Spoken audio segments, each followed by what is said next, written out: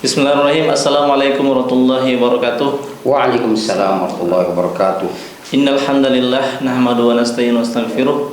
Alhamdulillah, kali ini kita masih bersama dengan salah satu pembimbing haji Hidayatullah, Ustadz Hamudi, yang sudah 10 kali membimbing jamaah haji ke Mekah. Sebelum kita akan bertanya-tanya kepada beliau, kita akan mulai dengan bertalbiyah selama 3 kali. Wahid, Senin, Selasa. Labbaik Allahumma labbaik, labbaik la syarika laka labbaik, innal hamda wan ni'mata laka wal mulk la syarika lak. Labbaik Allahumma labbaik, labbaik la syarika laka labbaik, innal hamda wan ni'mata laka wal mulk la syarika lak. Labbaik Allahumma labbaik, labbaik la syarika laka labbaik, innal hamda wan ni'mata laka wal mulk la syarika lak. Kita mulai dengan pertanyaan pertama. Pertanyaan pertama ialah tentang pengalaman dan motivasi. Yang pertama, apa motivasi utama yang biasanya mendorong seorang untuk menjalankan ibadah haji? Tentu motivasi seorang muslim untuk berhaji yakni menyempurnakan rukun Islam, itu paling utama. Tapi itu ya yang motivasi yang paling menyolok, itu yang paling penting itu. Yang kedua, bagaimana pengalaman Anda saat pertama kali memutuskan untuk berangkat haji? Jadi kebetulan ya, ketika kita atau saya dulu kuliah di Madinah tahun 93 ya, tapi haji pertama kali tahun 94 ya. Tentu pengalamannya sangat menarik karena kita haji dan berangkat dari Madinah, bukan dari Indonesia. Jadi haji pertama kali saya itu sampai keempat kalinya itu dari Madinah berangkat ke Mekah. Namun dalam perjalanan itu sebagian, terutama dari Mekahnya ke Mina, Mina ke Arafah, Musdalifah, Mina kembali, itu semua jalan kaki. Nah itu menarik sekali dan bisa nanti dibuatkan sesi khusus mungkin untuk buat podcast pengalaman-pengalaman itu. Yang kedua, tentang administrasi dan pendaftaran. Apa langkah-langkah pendaftaran haji di Indonesia dan berapa lama biasanya waktu tunggu? Ya, tentu ya bagi yang mau mendaftar, biasanya bahasa itu booking seat di bank yang sudah ditunjuk oleh pemerintah, tempat dibolehkannya kita menyetor setoran perdana di bank tersebut. Beberapa bank dan layak kalau kita menyebutkan di sini. Tapi masyarakat bisa paham dalam berbagai tentu sumber-sumber yang akan kemudian disebar oleh pihak pemerintah bahwa inilah bank-bank yang dibolehkan jemaah menyetor di situ. Pertama datang ke sana, nanti pihak bank mengarahkan apa-apa yang dibutuhkan. Jelas pertama bawa duit. Kalau per tahun 2009 saya menyetor untuk keberangkatan kali ini ya, itu kita nyetor 25 juta. Nah, apakah sekarang juga masih 25 juta? Itu kalau nyetor 25 juta itu sudah kita booking seat. Nah, masa keberangkatannya berapa lama? Saat itu waktu tahun 2009 masa lamanya menunggu 10 tahun sudah bisa berangkat. Kemarin kita ke kantor Kemenak, saya tanyakan itu berapa tahun sekarang kita nyetor Pak Haji sama orang Kemenak. Dia bilang 35 tahun. Jadi kalau kita sekarang umur 20 tahun misalnya, berarti sekitar 55 tahun umur kita baru bisa berangkat haji. Itu secara daftar antrian, karena kadang-kadang naik aja bisa mungkin pada sekitar 30 tahun lah. Tapi nilai angka itu bisa kelihatan sekitar 35 tahun lah baru bisa berangkat gitu. Pertanyaan selanjutnya, apa saja dokumen yang perlu dipersiapkan untuk keberangkatan haji? Ya tentu ini sebenarnya bagiannya kadang dari Kemenak juga menentukan dan kerjasama dengan bank ya. pasti ada surat pertama, surat dokumen pribadi, KTP, KK. Kalau kita sama istri misalnya ada surat nikah, dan tentu lebih-lebih lagi nanti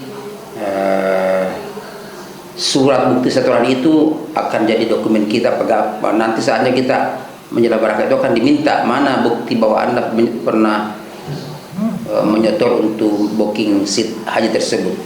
Itu nanti lebih lebih detailnya nanti itu bisa kita dapatkan dari pihak penyelenggara atau dalam hal ini mungkin bank tempat kita menyetor ataupun di kantor Kemenak.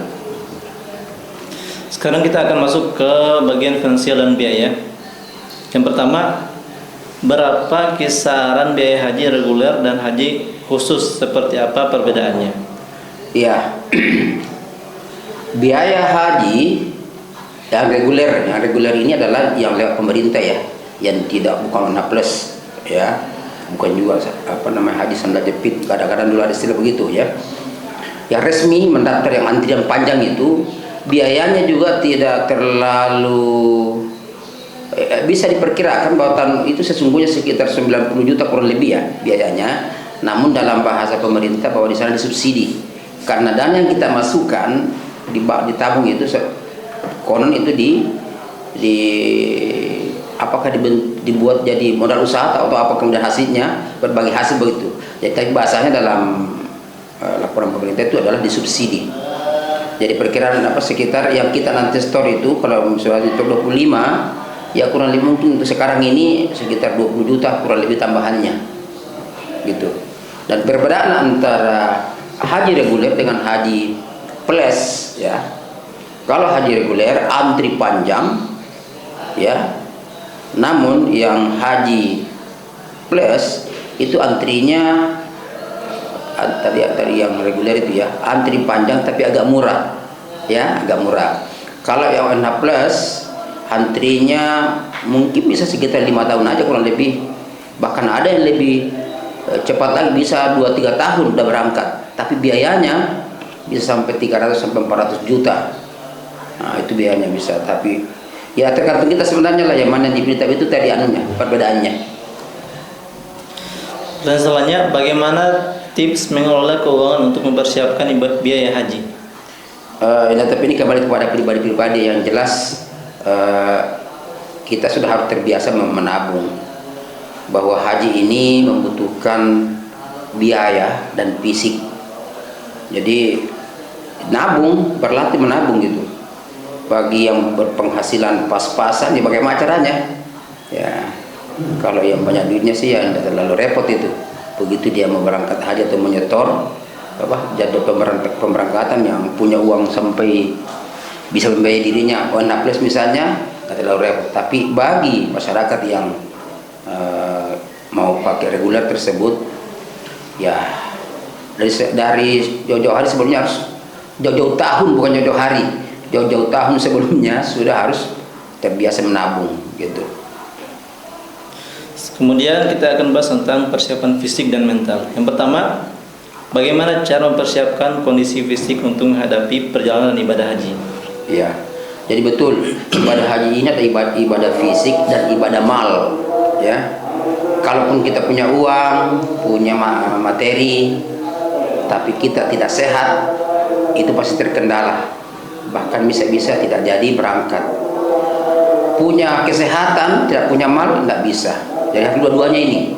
Nah caranya tentu untuk mal ya sudah tahu lah tadi ya pertanyaan sebelum ini. Nah, kalau untuk fisik ya tentu banyak olahraga. Dari pihak pemerintah, artinya dalam hal ini Kemenak, itu biasanya menginformasikan bagi calon-calon jamaah haji ya kurang lebih setengah tahun mungkin sebelum berangkat itu sudah harus terbiasa jalan kaki, jangan pakai motor, jangan pakai bahkan sepeda, jangan, jalan kaki paling tidak 2 kilo per hari, paling tidak 2 kilo per hari. Kalau bisa lebih tentu lebih bagus. Sekali lagi bukan lari ya, karena di sana aja haji sebenarnya kita tidak pernah lari kecuali misalnya tawaf kudum itu nanti ada lari-lari kecil, tapi itu lari-lari kecil bukan lari serius itu ya. Itu pada putaran pertama, kedua dan ketiga. Kemudian antara Marwah dan Safa itu ya, di pilar hijau tersebut juga ada lari-lari kecil. Ini bagi laki-laki. Yang jelas harus fisik kuat gitu. Kemudian apa saja tantangan mental yang mungkin dihadapi selama haji dan bagaimana mengatasinya? Ya tentu di antara mungkin urgennya masyarakat ini juga memiliki ilmu yang mumpuni lah ya. Kalau tidak punya ilmu sama sekali itu tentang akan membuat orang itu down menghadapi ibadah ini luar biasa. Mental harus kuat, dan itu makanya di sinilah fungsinya KBIHU. Bukan hanya Hidayatullah ya, KBIHU mana saja. Itu harus membuat semangat jamaah itu semangat. Bahwa kita insya Allah akan kita temani dengan izin Allah, Allah memudahkan kita dan seterusnya dan seterusnya. Jelas harus punya ilmu, itu yang paling utama itu. Ya, karena kalau beribadah tanpa ilmu kita akan ikut-ikutan. Mungkin kalau yang paling urgent itu harus memiliki ilmu dan harus rajin belajar gitu. Kemudian kita bahas tentang pembekalan ilmu dan spiritualitas. Yang pertama, apa pentingnya mengikuti manasik haji sebelum berangkat? Ya. Jadi pertanyaan ini berkait semuanya. Apa sih gunanya kita ikut manasik? Apa pentingnya sih? Ingat, ibadah haji ini ibadah fisik. Tidak seperti sholat saja gitu. Sholat kan berwudu, datang mungkin bersaf, takbir kalau sholat jamaah kan, udah ikutin aja imam. Nah kalau ibadah haji tidak bisa. Banyak nanti ibadah-ibadah, ada yang rukun, ada yang wajib, ada yang sunnah, bahkan ada yang haram gitu ya. Itu harus diilmui semua. Nah, jadi di sanalah petugas dari pemerintah untuk mendampingi jamaah ini memberikan ilmu. Nah, manasiklah di tanah air misalnya.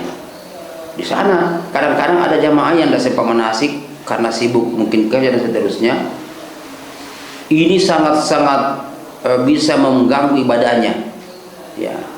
Ya untunglah kalau mau yang ikut KBIH misalnya atau bimbingan, ya, dan pembimbingnya insya Allah gitu ya. Ya kita kalau di Hidayatullah lah ya, bukan kita memastikan bahwa semua ilmu yang dibutuhkan untuk ibadah haji itu kita sudah kuasai, tidak.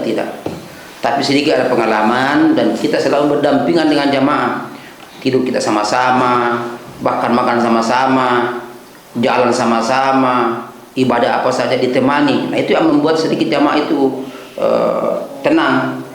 Sehingga jadi dari Indonesia manasik dalam bentuk mengilmui secara informasi, kemudian nanti ada praktek. Perlu sekali, sangat perlu. Tidak cukup apa yang diberikan oleh Kemenak, dan Kemenak juga mengingatkan Bapak-bapak, ibu-ibu, apa yang kita sampaikan biasanya dalam manasik akbar begitu ya. Silakan diperdalam, cari ustaz-ustaz, cari KBH yang bisa memberikan pendalaman ilmu-ilmu tentang manasik ini. Dan sebelum jamaah itu keluar dari hotel misalnya tempat manasik dari pemerintah, kita sudah siap menampung bagi yang mau ikut bergabung di KBH. Dan kita mau mengadakan pertemuan itu kurang lebih 10 kali, lebih mungkin 10 kali. Ada teori mungkin 3-4 kali kadang-kadang ya, baru praktek lagi. Dalam hal itu kita evaluasi lagi, karena sesungguhnya ibadah haji tidak terlalu banyak, tapi perlu dievaluasi agar yakin itu. Jangan nanti tiba di sana baru bingung. Kalau tidak ikut bimbingan, berpeluang sekali lebih besar bingungnya dibandingkan ikut bimbingan. Nah, gitu. Kemudian bagaimana cara memperdalam makna spiritual dari setiap ritual haji? Jadi lagi juga semua terkait bahwa spiritual kita ini memang harus diperkuat sebelum berangkat ya. Banyak berdoa, ibadah-ibadah yang mungkin sulit kita lakukan, kita paksa-paksa lah. Karena hatta sudah ikut ke KBIH misalnya pun, kalau Allah mau menguji kita pasti datang ujian itu. Tapi minta kepada Allah, Allah segalanya. Kita pun nanti akan jadi tamu-tamu Allah. Dan mungkin Allah menterlantarkan kita dengan catatan kita berusaha belajar, ya, sehingga spirit itu akan muncul pada setiap jamaah-jamaah yang akan berangkat. Kemudian kita masuk ke pembahasan logistik dan kebutuhan pribadi. Yang pertama, apa saja barang bawaan yang harus dibawa selama perjalanan haji? Ini juga relatif ya. Bagi jamaah haji yang terbiasa dengan menu-menu, ini sisi makan dulu ya. Nanti pakaian boleh lah belakangan. Misalnya makanan, ada di antara jamaah haji itu yang tidak terbiasa mengkonsumsi menu-menu makanan luar negeri, misalnya roti dan lain-lainnya lah. Karena di sana insya Allah di jamaah haji ini ya, biasanya ada pelayanan dari maktab atau semua itu sudah include dengan pembayaran ONH itu. Makan, tapi biasanya cuma 2 kali, makan siang dan makan malam. Sarapan tidak disiapkan. Itu menu-menu Indonesia. Ya, tapi bagusnya itu kalau ya sudah paham itu ya, tidak usah dimakan menu-menu Indonesia, tapi masalahnya udah dibayar itu. Nah, tapi apakah nanti tahun ini misalnya, tahun depan ini akan betul, kita nggak tahu, kan itu berubah-ubah. Oleh karenanya bagi yang mau bawa biasa bumbu-bumbu tertentu boleh, dibolehkan, kecuali yang cair-cair itu boleh. Ya, itu segi makanan. Kalau minuman kan jelas dari sana, dan buah-buahan, seluruh kebutuhan jamaah haji masyarakat secara umum di Mekah itu sudah terpenuhi semua itu jenis buah-buahan, dan murah sekali makan makanan di sana, buah-buahan. Berikut seperti pakaian-pakaian, tentu pakaian yang syar'i lah ya. Kita sebagai tamu-tamu Allah di negara orang upayakan untuk bukan dari di sana saja, dari sekarang kita berusaha menutup aurat dengan baik, pakaian-pakaian yang menutup aurat ya, karena tidak boleh kelihatan aurat seseorang kepada selain mahramnya gitu. Nah, diantaranya begitu ya, pakaian-pakaian terbiasa gitu Pak Ustaz. Kemudian bagaimana cara mengatur barang bawaan agar tetap praktis tetapi mencakup kebutuhan? Barang bawaan misalnya tadi makanan itu kan kita bawa koper, akan dibagi oleh pemerintah, koper yang besar ya, tidak tahu ukuran berapa ya, pokoknya besar lagi kopernya yang umum yang dipakai jamaah haji. Dan ada nanti tas tentengan, jadi ada 3 tas nanti dikasih, tas tenteng, dan ada juga tas tempat dokumentasi kita, itu biasa ditaruh di leher itu. Nah, ini koper ini kan kosong kesan sebenarnya ya, artinya tidak akan ada yang mungkin sudah dari sini, kecuali orang tertentu lah. Secara umum enggak, bahwa dari Indonesia sudah bawa berat ya. Ada yang biasa bawa beras ya. Ada itu orang-orang kampung yang bawa beras, bahkan ada yang bawa kelapa, masya Allah. Di sana memang untuk mencari kelapa tidak ada. Mungkin ada, tapi di toko-toko orang Indonesia dan tidak pasti mahal sekali. Tapi yang ada adalah dijual santannya saja. Nah, itu umum sudah dijual. Kelapanya ya tidak ada. Jadi mencari kelapa muda di sana mungkin daerah Qasim mungkin ada ya, atau daerah apa ini, tempat Nabi hijrah pertama gitu ya. Jadi tas-tas itu bisa ditempati ya, ditempati itu barang-barang. Saya biasa begini, kalau itu mie ya, kita bawa mie ya, pop mie itu penuh aja tuh koper, karena mahal. Kalau pop di sini sana mahal sekali. Satu pop mie itu bisa sampai 15 real, 10 real rata-rata, berarti sekitar 40.000. Satu pop mie 40.000 di sana. Daripada kosong itu koper, tas-tas kita udah isi aja, selain pakaian tentunya dan tadi itu ya, gitu. Kemudian tentang teknologi dan informasi, apakah ada aplikasi atau teknologi yang membantu jamaah haji dalam beribadah dan berkomunikasi selama di tanah suci? Itu juga pelayanan dari mungkin dari kantor pemerintah ya, orang pakai kan HP saja. Cuman misalnya mau tahu hotelnya, misalnya sudah tahu kita 6 hotel, tapi kita mau tahu jaraknya dari Masjid Haram berapa, itu bisa ya begitu ada. Mau ke Mina, jalur mana yang tidak macet itu biasanya ada informasinya ya. Tapi itu yang biasanya sopir aja, kita kan cuma ikut dengan mobil ya, atau bis ya. Nah, gitu. Paling begitu itu aja. Bagaimana memanfaatkan media sosial secara bijak saat berhaji? Ya, kan kita beribadah, walaupun kelihatan kita jalan-jalan, tapi itu ibadah. Jadi sedemikian rupa kita menghindari hal-hal yang bisa mengganggu ibadah kita ya, melihat gambar-gambar di HP dan seterusnya. Itu ya kita mohon kepada Allah, Allah menghindarkan, dan kita sadar bahwa ini tidak boleh di Masjidil Haram malah tidak berhenti selfie. Ya. Boleh selfie tapi jangan setiap saat selfie. Sementara tawaf ini tawaf kudum misalnya itu kan rukun. Tawaf rukun sudah berselfie. Wah, kok itu kan sama dengan sholat. Masa sementara sholat selfie tidak boleh. Jadi ya nanti semua insya Allah akan diarahkan oleh pembimbing. Pak, Ibu, hari ini kita mau ke sini. Ya, persiapan kita bawa pakaian segini, bawa HP begini dari jam sekian ke sekian, HP di stop dulu. Itu akan semua diarahkan semua, termasuk berapa kebutuhan pembiayaan kita dari sini ke sini, bawa sekian saja, yang lain simpan di mana simpannya, semua kita akan arahkan semua itu.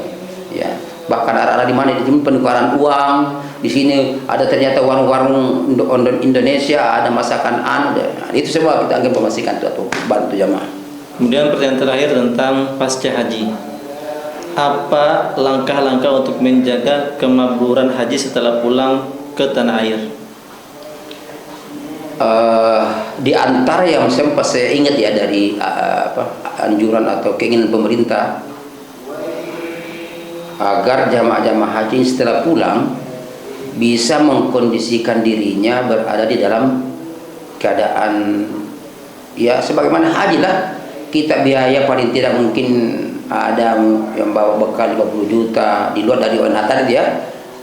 Jangan sampai itu sekedar berlalu begitu saja, pulang ke Indonesia tidak lagi terbina. Nah, di KBH Hidayatullah ya, itu sudah berjalan beberapa angkatan dan insya Allah nanti juga ada testimoninya. Nanti insya Allah kita akan buka testimoni kepada mereka, bapak yang sudah ikut ya, nanti dibuatkan juga mungkin podcast testimoninya nanti ya. Kita pengajian setiap bulan ya, dari rumah ke rumah kita panggil ustadz mengulangi ya. Iman ini kan intinya sebenarnya kalau kita pergi haji itu ya ataupun umroh itu bagaimana agar iman kita meningkat bisa jadi takwa. Nah, pulang dari sana nanti kita mengadakan pengajian dalam rangka untuk itu. Jadi materi-materi terkait dengan haji, umroh, iman, takwa, ibadah lainnya kita akan bahas di sana. Jadi alhamdulillah kita sudah berjalan menjalankan program pemerintah itu, yakni agar bisa mengadakan pertemuan sekali sebulan tapi kalau kita sekali sebulan pertemuan dari rumah ke rumah. Nah, ya gitu Pak Ustadz ya. Alhamdulillah telah selesai dengan podcast bersama salah satu pembimbing haji Hidayatullah. Beliau sudah 10 kali membimbing, 11 kali membimbing jamaah haji Indonesia. Kita tutup dengan talbiyah sekali. Labbaik Allahumma labbaik, labbaik la syarika laka labbaik, innal hamda wan ni'mata laka wal mulk la syarika lak. Assalamualaikum warahmatullahi wabarakatuh. Waalaikumsalam warahmatullahi wabarakatuh.